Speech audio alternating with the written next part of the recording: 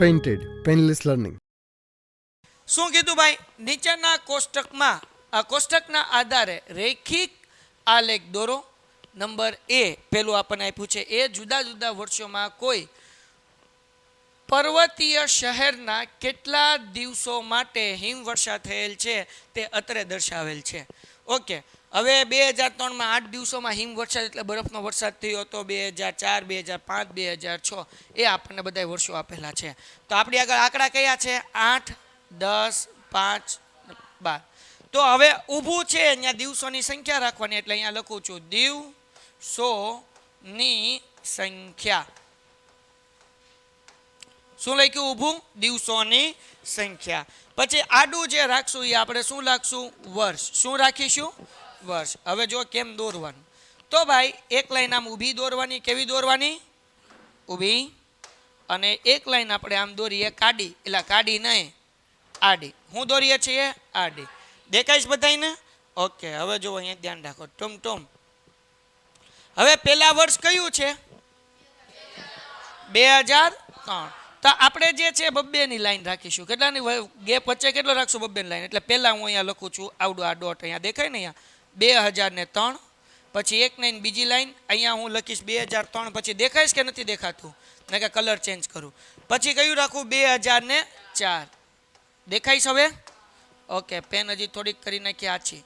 પછી આપણે બે લાઈન છોડીને હું રાખીશું ભાઈ 2000. 3 લાઈનનો ગેપ રાખવો છે એટલે વધારે સારું રહે, બરાબર ને? આમ તો આપણી આગળ જગ્યા બહુ છે. તો આ પેલું ખાનું, બીજું ખાનું, ત્રીજું ખાનું. પહેલાં લખીએ 2003.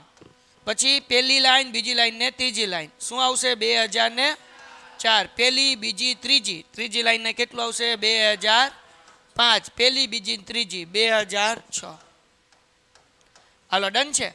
ગેપ આપણે કેટલો રાખીશું ભાઈ? બે નો રાખીએ. કેટલાનો રાખીએ?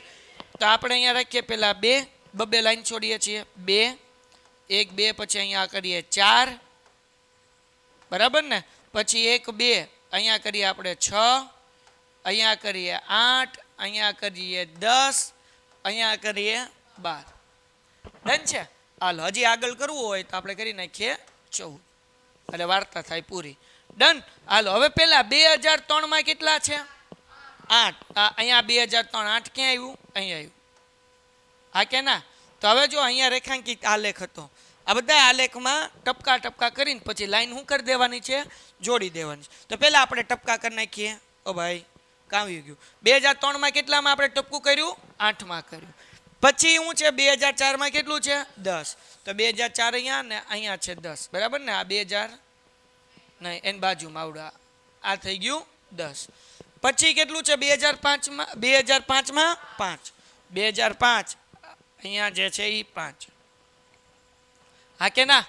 પછી 2006માં કેટલા? 12 ક્યાં છે? આ 2006ની લાઈન. 12 ક્યાં? અહીંયા. ડન છે. તો પહેલાં અહીંયાથી અહીંયા સુધીની લાઈન જોડવાની, સ્કેલથી કરવાનું. મારી આગળ ઓટોમેટિક સ્કેલ છે, બરાબર? પછી આ મીંડુથી આ મીંડુ, વાર્તા થઈ ગઈ પૂરી અને ગ્રાફે થઈ ગયો પૂરો. શું કીધું છે ભાઈ? એક ગામની અંદર જુદા જુદા વર્ષમાં પુરુષો અને સ્ત્રીની વસ્તી આ મુજબ છે. તો હવે અહીંયા જે છે પુરુષોની સંખ્યા અને સ્ત્રીની સંખ્યા અને વર્ષ. તો આ ઊભી લાઈન છે ને એમાં રાખવાનું પુરુષ અને સ્ત્રીની સંખ્યા. શું રાખશું આપણે? પુરુષ અને સ્ત્રીની સંખ્યા. ડન છે? તો અહીંયા કરી નાખું ઊભી લાઈન. હાલો, લાલ કલર કરી નાખું. સનેડો રે સનેડો, લાલ સનેડો. હા બાપુ, લાલ સનેડો દેખાય છે કે નથી દેખાતો? હા, દેખાય હે ને? પછી આપણે અહીંયા કરી નાખીએ આડી લાઈન. હવે એના પછી વર્ષ આપણને આપ્યા છે 2003, 4, 6 અને 7. 3 લાઈન છોડીને કરીએ આપણે. પહેલી લાઈન, બીજી લાઈન ને ત્રીજી લાઈન. હાલભાઈ બન, અહીંયા લખીએ વર્ષ 2003. એ આપણે કાળું કરીએ. કેવું કરીએ આપણે? કાળું. વાહ કાળું, વાહ. હાલો, 2003. પછી શું છે ભાઈ? 3 લાઈન પાછી. 1, 2, 3 2004. 1, 2, 3 2005.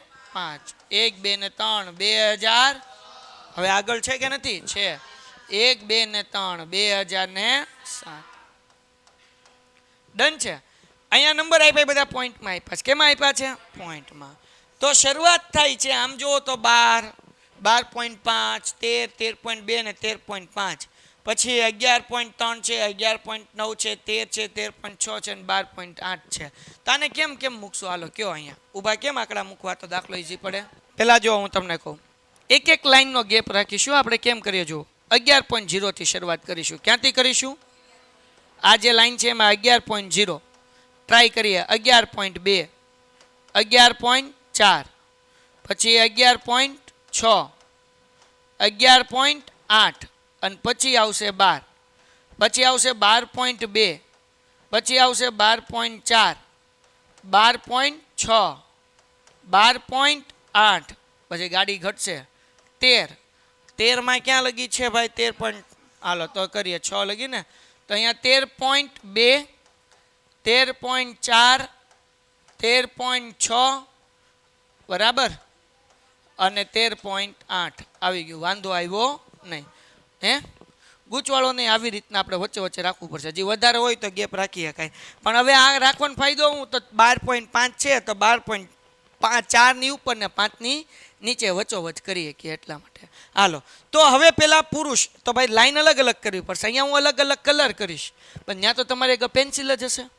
ત્યાં કંઈ તમે અલગ અલગ કલર નહીં કરી શકો. તો એક ડાર્ક લાઈન કરવાની ને એક ટપકાવાળી લાઈન કરવાની. કઈ કરવાની? હવે તમે કરો છો, માનો કે પુરુષ માટે ડાર્ક લાઈન કરો છો તો અહીંયા ઉપર લખવાનું. હું ઉપર લખું છું થોડુંક, તમારે અહીંયા લખવાનું. ડાર્ક લાઈન કરી તો આવું લખવાનું: પુરુષોની સંખ્યા, પુરુષોની સંખ્યા. અને સ્ત્રી વાળામાં તમે શું કરો છો? ડોટેટ વાળી, તો ડોટ ડોટ ડોટ કરીને તમારે લખવાનું સ્ત્રીઓની સંખ્યા. એટલે ખબર પડે કે જે ડાર્ક લાઈન છે એ પુરુષનું છે અને ડોટ વાળી લાઈન છે એ સ્ત્રીની છે. ડન છે? ઓકે ચલો આગળ વ્યા જઈએ, જરાક ધ્યાન રાખો. તો પુરુષોની સંખ્યા 2003માં કેટલી છે? બોલો કેટલી? 12. આ 2003 અને એમાં જે છે પુરુષોની સંખ્યા 12 છે. તો પહેલા આપણે પુરુષોની સંખ્યા કરી નાખીએ, પછી આપણે સ્ત્રીઓનું કરશું. પછી કેટલી છે? 12.5. તો 12.5 ક્યાં આવશે 2004માં? હાલો થઈ ગયું. 2005માં કેટલી છે? 13. હાલો તો અહીંયા આવશે આપણું 13. આ લાઈનને ઉડાડી દો. હવે એના પછી શું છે? 13.2. 2006માં ને ટૂમ ટૂમ ટૂમ 13 કેટલું? 2. હવે બરાબર છે ને? જોતા રહેજો. પછી કેટલું છે? 13.5. 2007માં આવડ્યા 2007 અને 13.4ની થોડીક ઉપર કરશું અને આ 13.4 અને 5ની વચ્ચે, એટલે અહીંયા આ રન થઈ ગયું. આને જોડી દઈએ ભાઈ ટોમ ટોમ ટોમ. પહેલાં આમ જોડશું. એકદમ સીધી લાઈન નથી હે ને, એ જોવાનું જરા. હાલો આવી રીતના થાય. મેં યલો કલર કર્યો છે. આ લોકોને યલો નથી દેખાતો બોર્ડમાં, એટલે એના બદલે હું કરી નાખું રેડ.